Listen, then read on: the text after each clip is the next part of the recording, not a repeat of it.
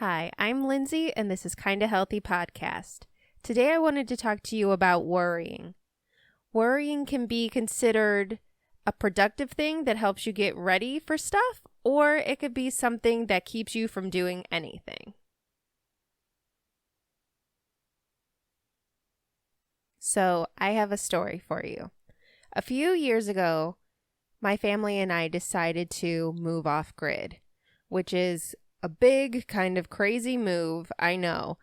But I remember telling my family that I wanted to do that, and my father was like, well, bringing up all kinds of issues or things that he thought that we would run into to see if we had thought everything through and had like did you think about this? What are you going to do if this happens and stuff like that. And I remembered not really being too concerned about the things that he was bringing up. I mean, a lot of them were things that you would consider, like what are you going to do for water? What are you going to do for heat? The basic necessities and things like that.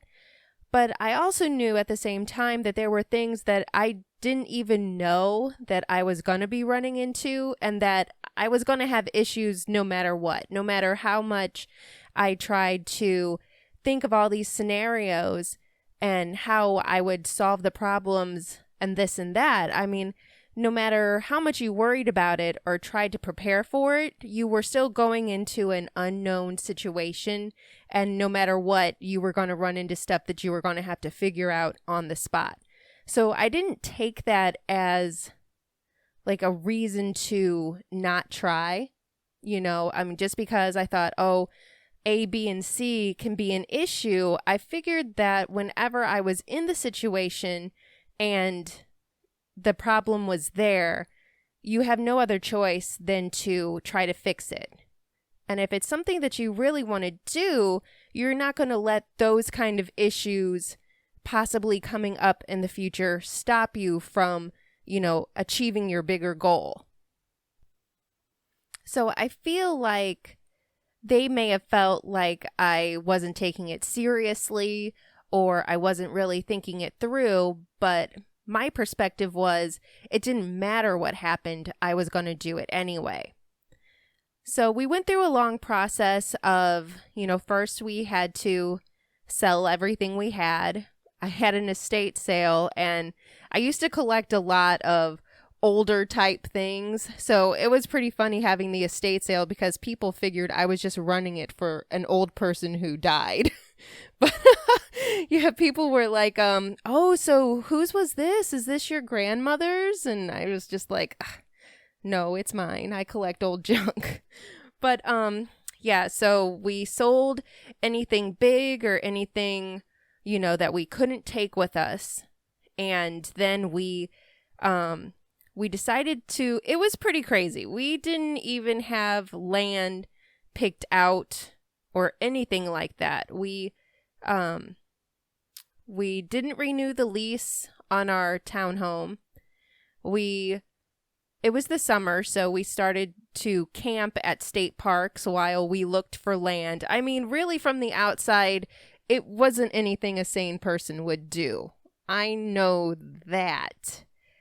But, I mean, I did want to have chickens, and I wasn't going to be able to do that in a townhome, right? So I just figured, that I guess I'm just the type of person that when I have a goal that I'm going towards, I don't really let anything get in the way of that. And, I mean, it borders on just the stubborn side, I would say, pretty much. It's kind of like dragging other people down with you. I mean, if it's not, I mean, like the kids didn't really have a say, did they? So, but yeah, so we started camping while we were looking for land. And basically my family was just waiting for the bank or somebody to be like, no, people, this isn't happening. But my mom told me one time that that's what she was thinking, and it just never happened. Stuff kept going through, and we ended up being able to do it. It took a while, and it was difficult, and it meant that we were camping in the summer with seemingly no destination at the end of it. But we did end up finding some land and we moved on to it. By that time, it was fall, so it was starting to get cooler outside. It was nice to have fires. We decided to get a dog, and it was just like a really cute family situation out there. Just like a endless camping trip. Isn't this fun? I mean, it was nice kind of breaking away and getting rid of all of the boring city life, because one of the reasons that we decided to do it was it just seemed like we were working all the time and we were just making the bills, and it seemed like that's all that we were doing. We weren't really getting ahead of anything, and it was just like, why are we working all the time just to hand everything over to somebody else? So the fantasy was to get an inexpensive cabin, and we're not going to have electricity, so there's a bill we won't have, and all these other utilities and things that are just a given that you have to do when you live in the city. We just figured we'd have fires, we'd have candles, we'd all that kind of stuff. Now I do remember kind of thinking that way. When I was a kid, I remember having to get up and get ready for school in the morning and just looking at the cat sitting in the windowsill in the morning and being like they were unbothered. That laying in the window was what that cat was going to be doing for the day. And so it was just like, man, why can't I be like that cat? I got to go to school. I got to do all this stuff. I got to take tests. I've got to do homework. And this freaking cat is just laying there as cozy as can be and just having a nice time. So I always had the feeling that I wanted to break off from society. And I would fantasize about what? If I could just find somewhere to live that had some running water, like a creek by it. And if I had a lantern, I'd be set. I'd catch myself a rabbit every once in a while or something and just have people leave me alone. So I guess that's kind of what I was doing, really, when we moved out there onto the property. But, then the reality starts to set in a little bit more because winter comes, and winter's cold. Winter's really cold when you're living in an uninsulated wooden structure. So that wasn't fun.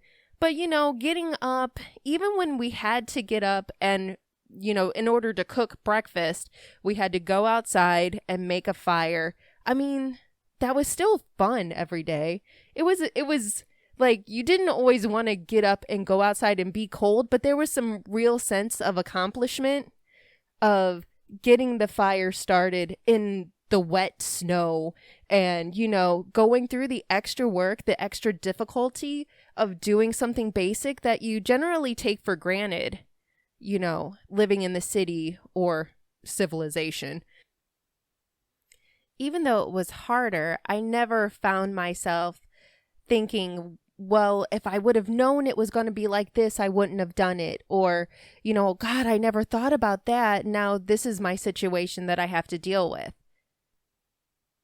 I really had gone through all of that in my head, and I think I did have a good idea of what to expect and how hard it was going to be, and had, come to terms with that and realized that I wanted it more than I thought it was going to be hard.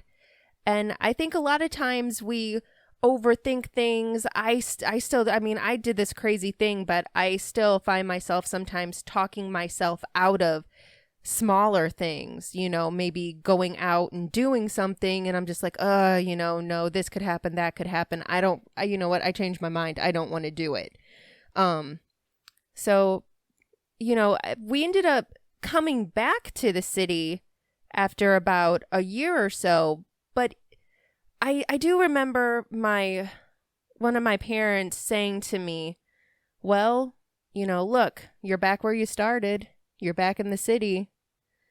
And I guess I was supposed to feel like it was a failure. But I honestly I kind of felt like at least I did it. It was something I wanted to do. It was a goal I had, and I did it. I mean, it didn't last forever, but does that mean I should have never tried to do it in the first place? I don't really think so. You can live all kinds of lives in your mind and never really end up doing anything because you've thought of a way that it won't work out or it might not be good. But don't be afraid to try things and have something interesting happen to you in your life. I feel like people get to a certain age and they're just ready to stop.